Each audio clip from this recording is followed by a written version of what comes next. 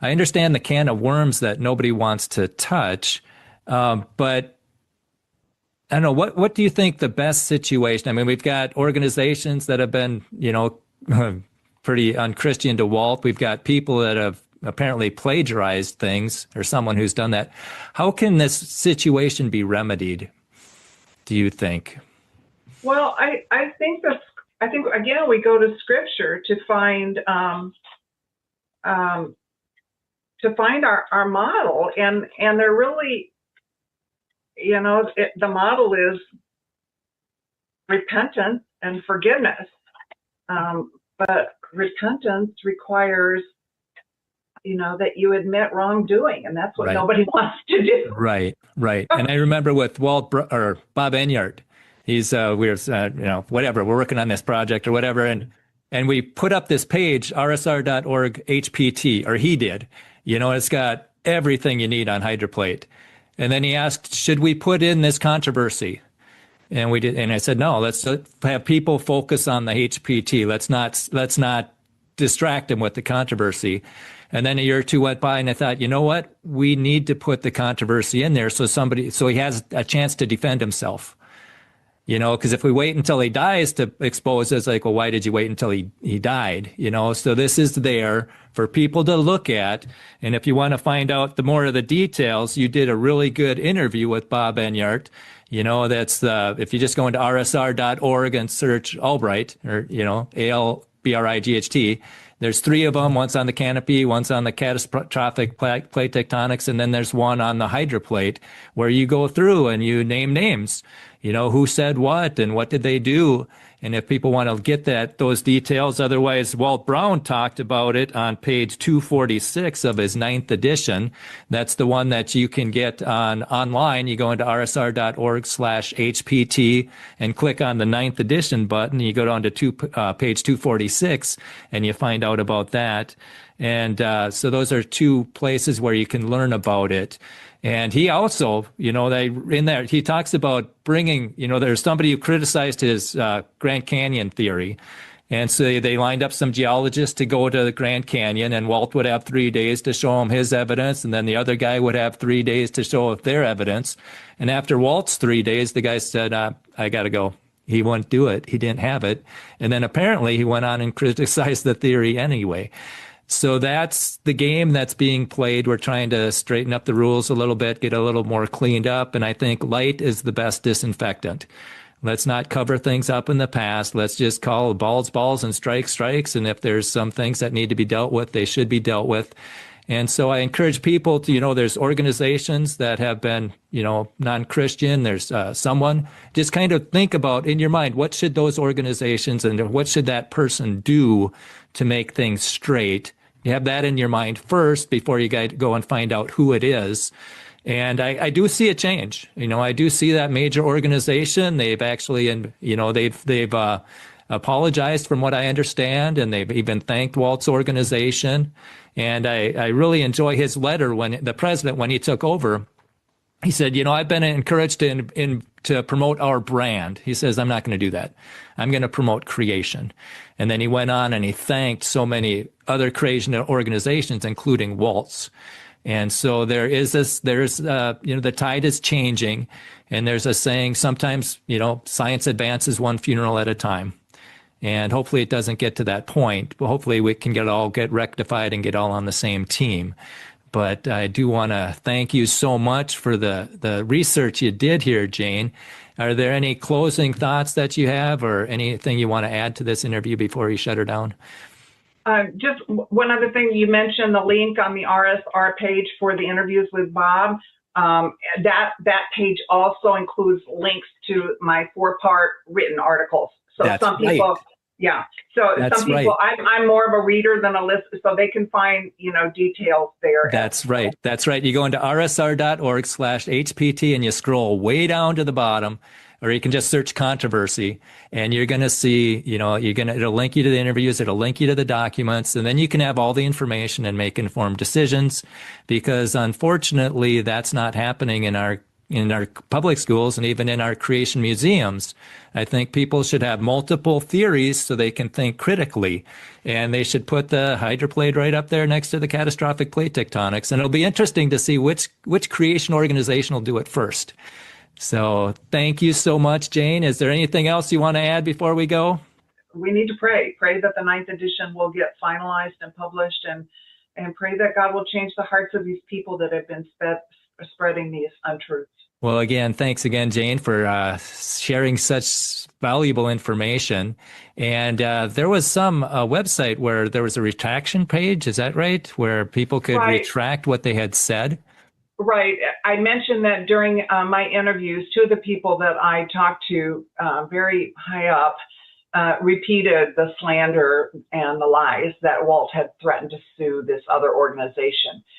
When Bob Enyart investigated that subsequent to my interviews with him, he set up a page. It's rsr.org/retractions, and specifically invited those two individuals to come to that website and say, hey, we said this, we were wrong, or I was mistaken, and, this didn't happen. And there, to my knowledge, there's been no response on that either. But that's just another thing that could be done to help heal the breach.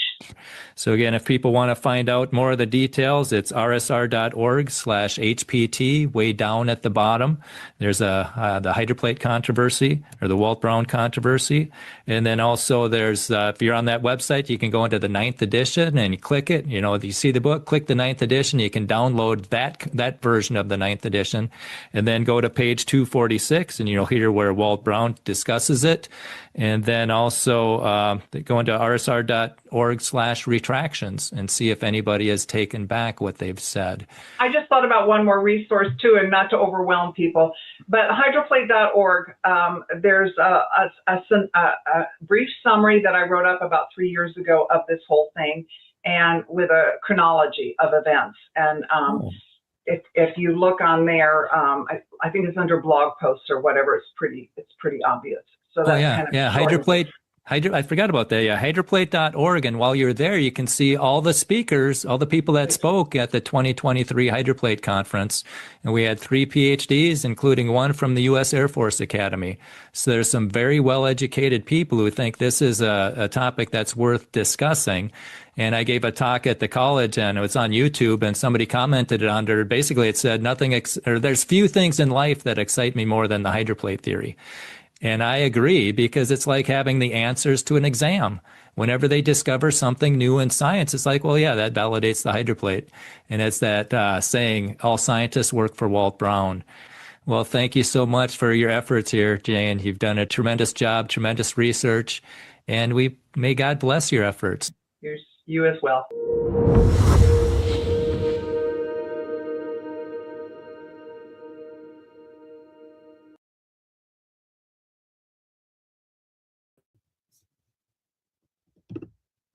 All right. Well, there we go.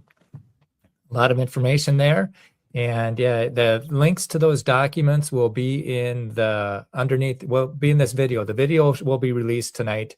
And like Pastor Lee's talk on Tuesday, that's got the links to, if you want to check out the documents yourself. Quick promo for what's coming tomorrow night. I'm very big on data sets and paradigms, and it was a comprehensive paradigm. I'd never encountered anything like that, because I had no idea how to. So I was trained, evolution, old Earth, and then all of a sudden I'm noticing things that are pointing against that, but I had no comprehensive paradigm to explain the Great Flood or anything. And then when I stumbled on his book, it's like, oh my goodness, this makes sense. The Catholic scholarship has been infected with the heresy of modernism. I would say two big problems that all of us have to deal with here. One is temporal snobbery. We think that these people in the past were primitive, therefore God had to come up with a myth for them, which is nonsense.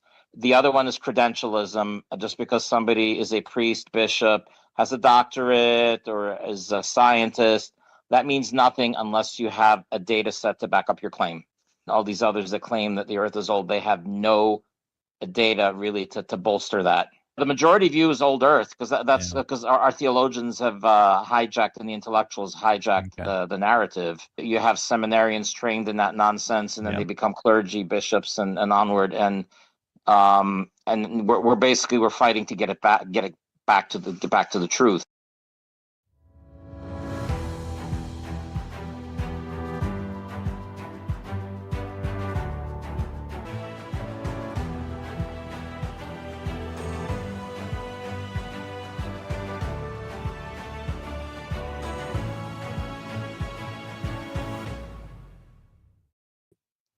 All right, so you're going to see that tomorrow night, and we have a guest here. We have a guest, and I'm so blessed to have Jane Albright here. Thank you so much for joining us tonight. What a blessing that is. You're doing this has been so great. Doing such a good job. It's been so, a lot of these people, I've heard their names, but didn't have the whole picture on their backgrounds. It's been so fascinating to just see how. Man, I've been like a kid in a candy store. I just love finding out more and more about Walt and more about the hydroplate theory. What a blessing that is. And all that work that you did, thank you. We really do thank you for the creation movement. It's hard to believe that it's been like 10 years already. First of all, I need to apologize that I don't have my merch on. I ordered a t-shirt. It didn't get here in time. So I hate to say I was coveting, but I was kind of a little jealous of Ellen yesterday with her. So they didn't cancel your order because of licensing at all? No? Whatever. It went through? Good. Not yet. Okay. But I have 2 mugs on the way. But I had already a mug, which I think this is the one that's still available on the site, which I love. Oh, good. But this is my favorite one, and I don't think it's available anymore. It's kind of a collector's edition. Pluto, never forget. Pluto, never forget. So the backstory there, but oh my, it broke Walt's heart. Uh-oh. Not a planet. So yeah. Wow. Yeah, that must have been quite the ordeal, talking to all those people and getting all the facts. Did any of them, seem any like they wanted to fix the situation all, or they just wanted to keep it silenced? Well, first of all, I would say that all of my conversations were very cordial,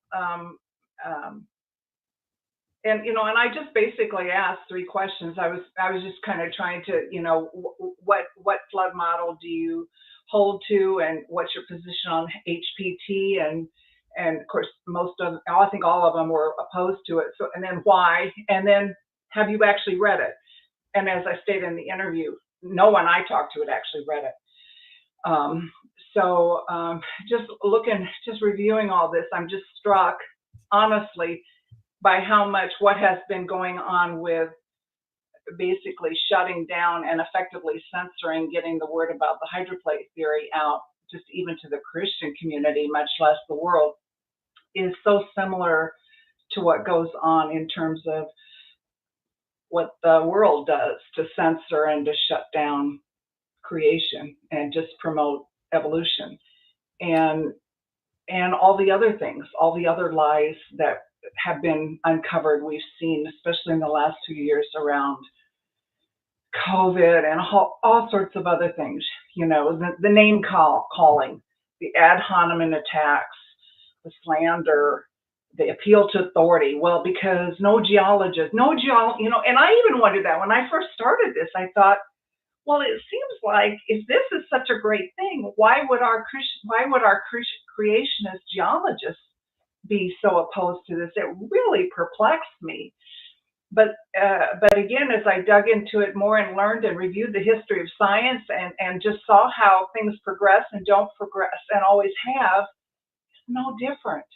And that was really disillusioning for me, because you want to think that as believers, we hold to a higher standard and that we're seeking truth over our own vested interests and so forth. And so I kind of had to process and grieve that whole thing. And now almost nothing surprises me. In fact, I kind of think the more opposition there is, the more indication it is you're on to something here. Really. Yeah. Yeah. It was quite an experience. It was quite an experience. I want just one other thing along that line. I was trained as an engineer, and I don't think I ever took a geology class, and so I really didn't know what the field entailed. But it just really, again, it seemed like all these people with advanced degrees in geology, right? But as I talked to them, I really had a hard time getting to discuss to even some of the more basic technical issues, like why subduction can't happen. Right.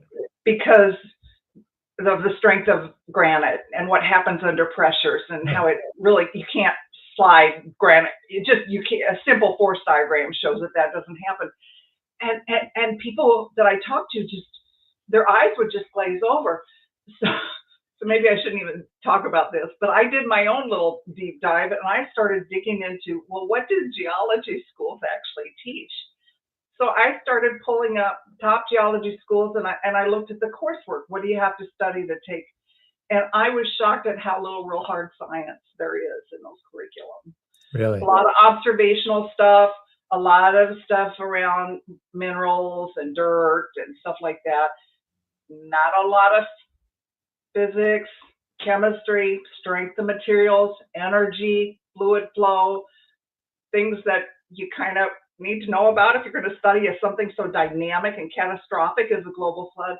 They don't study those things. Yeah, and I think that's why Walt had the advantage. He understood energy and mechanisms and forces, and he looked at it up from an engineer, and he could put it together. And it's with his accurate predictions and his NASA discoveries. So I just throw that out because if people shouldn't be intimidated because geologists don't believe in it or whatever, because they may not be really equipped to understand the technical aspects of that. Yeah. And like you keep talking about predictions, that's one of the most powerful validators of a theory. Yeah. And they get ignored like crazy. Oh yeah. Yeah. And they have no alternative explanation. No. But so the explanatory power, CPT does not explain where did the water come from, where did it go, how did we end up with a mile thick, almost uniform layer of sediments all over the earth. You don't get that with tsunami waves. No. And so on and so forth. It doesn't explain any of that. No. Sorry, I get a little passionate. Well, that's good. That's good. Passionate people do something, and we need people to do something. And so we're shining the light on it, and hopefully these videos get shared. And, I was very, very thankful for Pastor Lee's account of what happened to Walt, as he's recollecting that, and how it really struck him, just how horribly he was treated, and how, Walt, he that to me is the most amazing thing. Walt's brilliant, and he's put together all this stuff. He's like today's Isaac Newton of the day. But what amazes me is how much poise he had under fire when his character is being attacked and his theories being mocked, and he just had grace under all of that. And it's been boggles my mind. And did you have? It boggles mine too, and I can't believe he wasn't hurt, and I know Peggy must have been agonized, but that's where this incredible ability he was just on a mission, and he was driven by his scientific curiosity to understand, and sometimes people would get frustrated that he would have spent more time trying to defend himself from all of these slings and arrows that would come in from all over. But if he'd done that, he wouldn't have gotten the work done that he got done. And so he just kept working, and I think time will validate. Yeah, he had his priorities, and he was going to do it. And it's kind of like Nehemiah, I've got a job to do here, don't distract me, and even though they're attacking his character, it's like he just kept plugging along. And what an example for us, you know, let's do what needs to be done, and not, you know, don't fall into the, you know, fall into the trap of wasting time.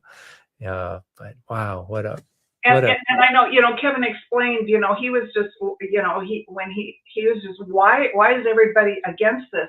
And it was really like pulling teeth to get Walt to really, not that he was trying to hide it, but you know, Kevin needs to know the details. He talked about somebody that's passionate for truth. Well, then you know, Kevin was starting to hear, and people in our church were being told things about Walt that didn't make sense. So Kevin just said, send me all the documents. Just send me all the information. And Walt did that. He sent him all the emails, all the letters. He keeps everything. Yeah. And this was like 20 years ago. And I helped him just, okay, let's put all this stuff together chronologically. And boy, was it subtle, the way they did things to undermine and to try to hide what they were doing. But once you spent the time looking at, but even then, Kevin tried to deal with it biblically, no response. He went to a wider community. People didn't want to have anything to do with it. So we kept the documentation, but he didn't do anything to try to make it more visible.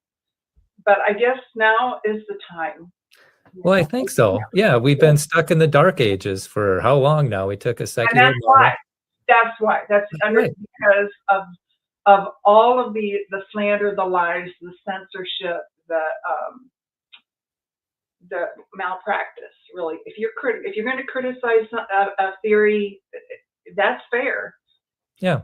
But know what you're criticizing. You know, just don't throw out things and then say, well, actually, I haven't read it. You know, but it's what everybody else says. So yeah, and it's really hurt the creation movement because it's held us back. I mean, we've had all these accurate predictions for all these decades, and nobody knows about it.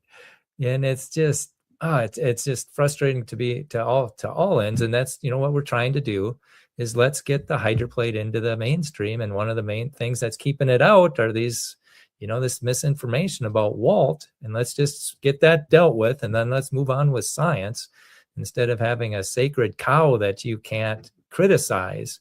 I mean, that's not science. That's what the evolutionists do. You know, if you kick the sacred cow of evolution, you could get fired. And I you know, we have to be able to criticize a theory and not fear repercussions for it. Because I know a creation speaker and a videographer, you know, they feel coerced into being silent because it could impact their pocketbook. You know, if you talk about this theory and they got their CPT books that they're selling to make budget, and you do this, so they aren't going to sell as many books. And so it's hurting science, and it's hurting the cause for Christ. And a lot of people, you know, Mike Snavely was saying how effective that was. You know, he's given a presentation and somebody is, okay, I submit to Jesus. You know, he put his faith in Jesus after seeing the hydroplate, and yet it's been kicked to the curb. And it's, you know, the longer I live, the less I understand. And hopefully, you know, with more and more people finding out about it, and I think it's got to be a grassroots movement. You know, I think people you've done so much, Brian, to increase the visibility here. You and Ellen and Brian, so many people. Yeah, it's huge. But you made a really important point, and I just want to go back and visit it to make sure we don't miss it. The issue is not people are not finding out about the hydroplate theory. I mean, that is problem. It is the issue is the wider impact of that. Is that we've lost an apologetic tool, and it's hurt the cause, or at least it's prevented advancements for the cause of Christ. But it's hurt everybody. It's hurt the people that are doing this as well. I remember Walt was tracking for years. I forget what metrics he was looking at, if it was book sales or whatever. But he was saying, you know, the creation science is losing ground in the church in terms of interest. And I think that's probably true. I just years ago, just even from my, limited community talking to people, there was a lot more interest in creation science, and it's diminished. And it seems like we've got these entrenched groups that basically preaching to the choir. But another one of the things I appreciated, they've got their own, they keep saying the same things within their own communities. One of the things I appreciated about Walt was he wasn't interested in just preaching to the choir. He really was a teacher. So he was trying to communicate to the church at large. And yeah, it's hard and it's challenging, but it's a whole lot more approachable and understandable and accessible to most of us in the church than these obscure articles in some journal that nobody reads. Well, yeah. You get academia bickering back and forth, and yeah, it's really sad what's happened, and hopefully it can be rectified. And what I find at college is people like to think. They don't like to be forced an idea. They don't like memorizing. And I think the creation organizations, the museums and, the Discover Center, if they put up both of the theories, I think people would love it. Put the put the plate tectonics up there, put CPT up there, and put hydroplate up there, and just say, these are the flood models, or these are the models. And then you got CPT and HPT. These are the flood models. And then these are the strengths, these are the weaknesses, and let people think. And ask questions. Yeah. And ask questions. Yeah. Come to your own conclusion. Mm-hmm. The evolutionists and the blind chancers, they're really good at forcing you to think their way. Christians should be above that. If there's two flood models, they should both be presented, especially if one of them's making accurate predictions. And we should have enough confidence in Scripture. Yes. To reject something that conflicts with Scripture, and acknowledge the areas where that align with Scripture, that's support for that theory, right? Right. And, yeah, because it almost seems like CPT has become an idol, and if you question it or want them to explain it better or to compare the strengths and weaknesses, now you're part of a, you're what was it? Sowing discord among the brethren. This is a theory. Oh, right. A tool of Satan. It's a tool of Satan. Yeah, this is a theory. This isn't Scripture. Let's just compare it. And the name calling, that's what the evolutionists do. We should be above that. Let's just look at the science. And if the hydroplate's wrong, then it's wrong. Let's move on. Well, and Kevin, I think Kevin mentioned too, Walt was always saying, it's a theory. You can't say this is true. You look at the evidence and you make predictions and you test your theories and, you pile up the evidence. And he said, I may be wrong about something, and he did. He changed things as he learned more. And so he never claimed to be, infallible in all respects. And he was always open. Yeah. And if somebody showed him where he was wrong, he would correct it. He didn't hide it from him, so it couldn't be corrected. And I think his example with Bob Dietz is an example for all of us. Bob's got a competing theory, and yet they were friends and they met every week and they discussed things. I think we could learn from that. It's just, and hopefully we will. We just got to keep focused and like Walt would, just keep moving forward. Right. So, right. There's lots of work to do. Golly, we miss Walt, but there's lots we can do, and I just love your passion for reaching the next generation. There's certainly things that we can do there in terms of getting some more teaching materials available for different. Ellen's got such a gifting there, and I'm sure she could use some help. Because I was going to go to the creation conference or creation convention, whatever it was, in St. Louis this year, where the creationist scientists were going to be and try and get a hydroplate table, and I think it was Fred Williams. He said, don't waste your time. Their minds are made up. Go to the homeschoolers. Mm-hmm. And so I went up to Minnesota and Duluth. I went to that one, and who was Alex Newman was the keynote speaker at the convention. And I wanted to meet him so I could invite him to speak at our club so we could talk about transhumanism, the next phase of evolution, this biotech, all this stuff, cyborg stuff. And he just happened to go by my table, and I happened to meet him, and I had the table. You met him, huh?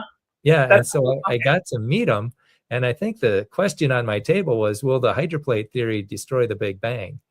And as he goes by, I said, hey, you want to hear about a theory that would destroy the Big Bang? And he says, yeah. And so we corresponded, and then he interviewed me for like 15 minutes or so, and so it's going to be a bottom up thing. It's pretty clear that the people in charge don't want things to change. Just like the evolutionists, and Walt writes about that, when a scientific revolution, it's difficult when the people in charge are controlling everything. And then he says, but if a vast number of people realize they've been misled, now you can have a scientific revolution or a intellectual revolution. And that's what I'm trying to do, get a vast number of people to realize that we've been misled. And we get this avalanche of truth coming, and they can't stop it. It doesn't matter what they teach if nobody believes it. And so, this hydroplate theory is a powerful tool, a very good apologetic weapon. Bill Wells, he was a fighter pilot, and he had confidence in his weapons, to defend or attack. He had confidence, and he's got just as much confidence in the hydroplate in this spiritual battle. And he says, this is what we need to get equipped to go out into that world. And we're withholding it from people for whatever reason. And I think the more people find out about it, and the more they get informed and inform others. And tomorrow night, I hope everybody can make it to that, because Matthew Naylor from Standing for Truth, he's going to go through, and he's got a game plan on how to influence people. You build a team, and you get it taught in the church, and you have children's material, and you have practical stuff.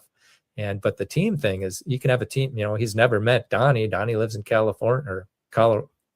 He lives in Canada, and Matt lives in California, and they've had a team for 6 years debating everybody. And so tomorrow evening's talk, I think it'll be very important to hear that. And then we're going to have the roundtable discussion. And I think if we get a little more focused, a little more organized, we can slay this dragon that's keeping the truth from people. And basically, I just want to give people an opportunity to think. That shouldn't be controversial. If there's two theories out there, show them to us. Don't. The people who censor, and it's like the people, that's the other thing Walt writes. He says, pay attention to who steps up to the mic, or who avoids debates. Which side avoids debates in this scientific revolution. That's a good one, for sure. Pay attention, because we got an open mic to anybody, any CPT guy who wants to discuss it. It's there. That's one thing I've noticed too, is whenever a new fulfilled prediction comes forward, or a new lie exposed, or a new problem emerges, and we come forward and expose this, people just stay silent, because they've learned that they can get away with that. Yeah. It boggles my mind. Here's a fact, and here's the problem, and then but nothing. Because they've learned they don't have to do that. They can throw their untruths out there.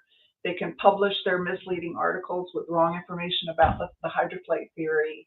They can do this, but then when confronted, zip. Yeah. There doesn't seem to be any accountability for that. Yeah. But I do have hope. I've seen what's happened in the medical, the vaccine part of what's happened. 16 years in 2016, there was Vaxxed, which was just, censored everywhere. And you're just on the fringe. And now you got Bobby Kennedy in there. And they just had the ACIP meeting today. And Aaron Siri presented out how they didn't have any placebo studies on any of them. And so they voted to not recommend the hepatitis B vaccine on the first day of life. So that's not on the schedule anymore. And there's Baby steps, but it's better than nothing, right? Yeah, yeah. And then if people are interested, the Highwire on Thursday, the highwire.com on Thursday, they talked about why the motive was for not having these injuries recognized. It's because it'll bankrupt America, like $18 trillion. Somebody said it, it'd break the system. And so that's why they're biased against recognizing it. Well, okay, but don't keep forcing it on people. Let's put an end to this. And that's where you need to get all the information to make informed decisions. And Aaron Siri is really good about, these are the documents.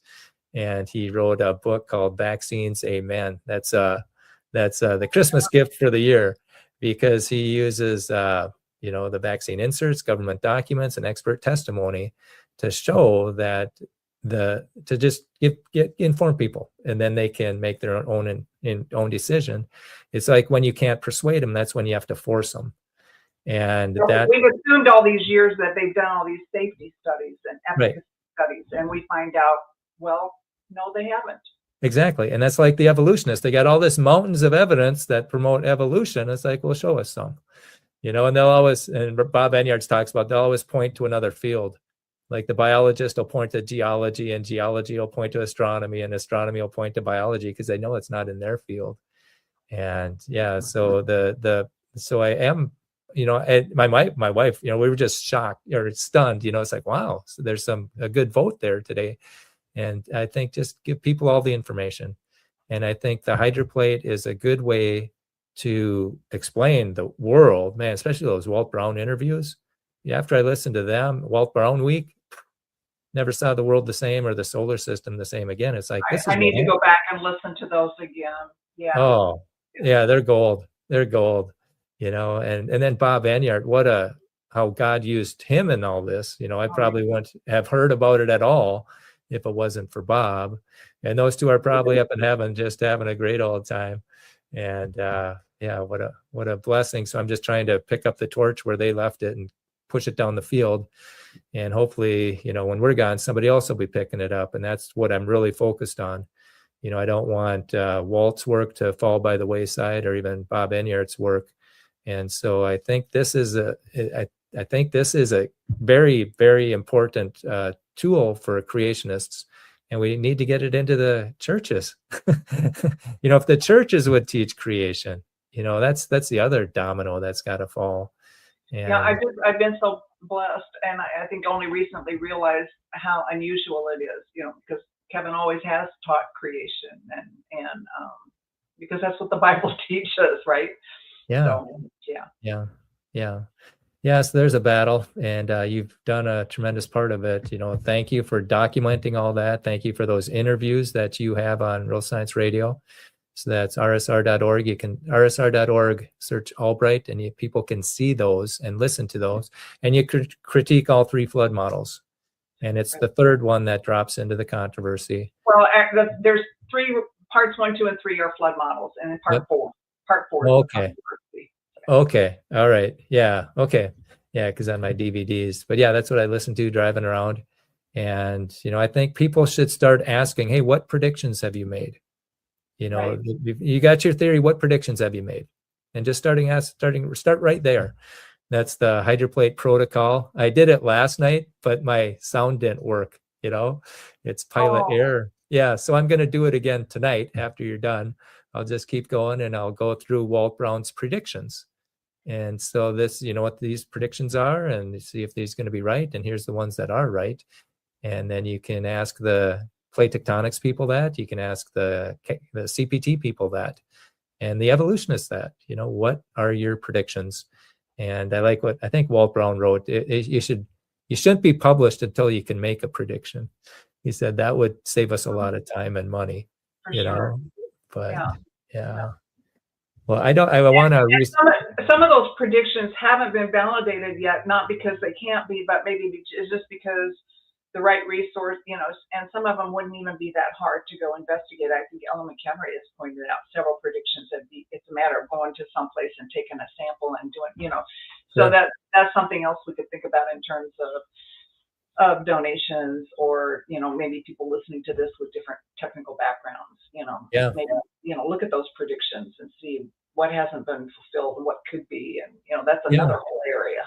Yeah, and I'll go through them. Fred McNabb has gone through, because in the book, I think there was 7 of them that were confirmed, and I think the new book they sent me some, and I think might be 10 or 12 that are confirmed. And I can't remember, but yeah, I think that's right. Yeah. And then Fred McNabb, he sent me a printout, and he says there's about 19 or 20 that are confirmed.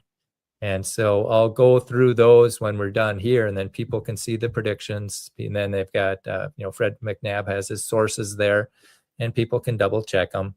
And I think this is I think the framework is right with the hydroplate. There might be some details that are wrong, but I think the structure is a valid structure for looking at the past.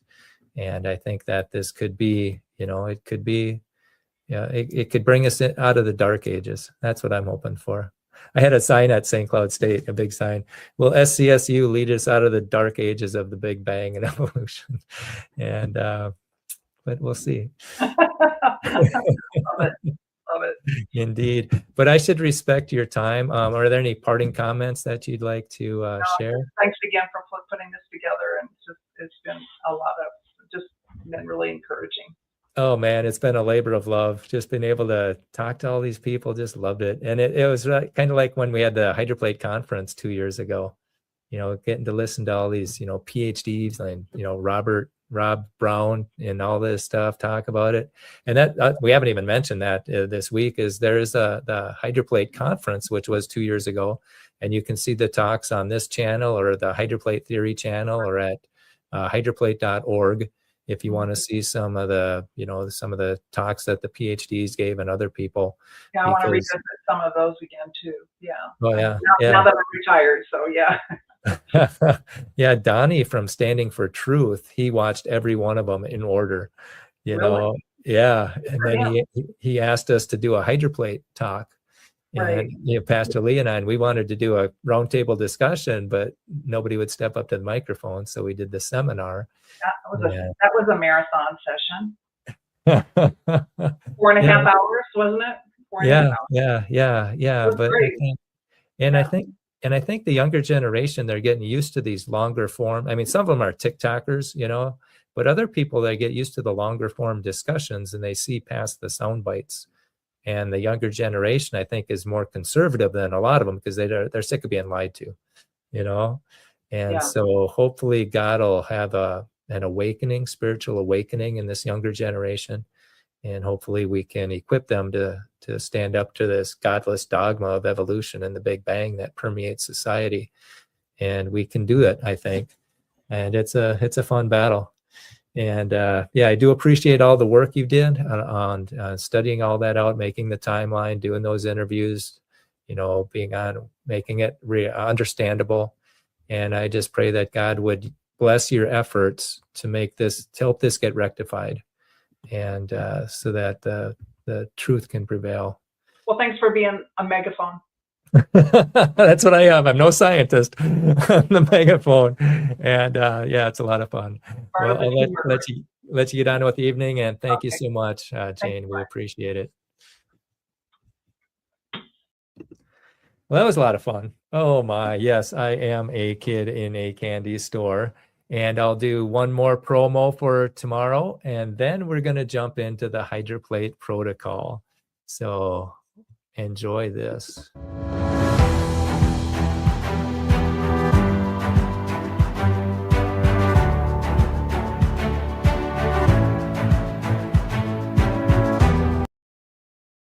Or probably the most important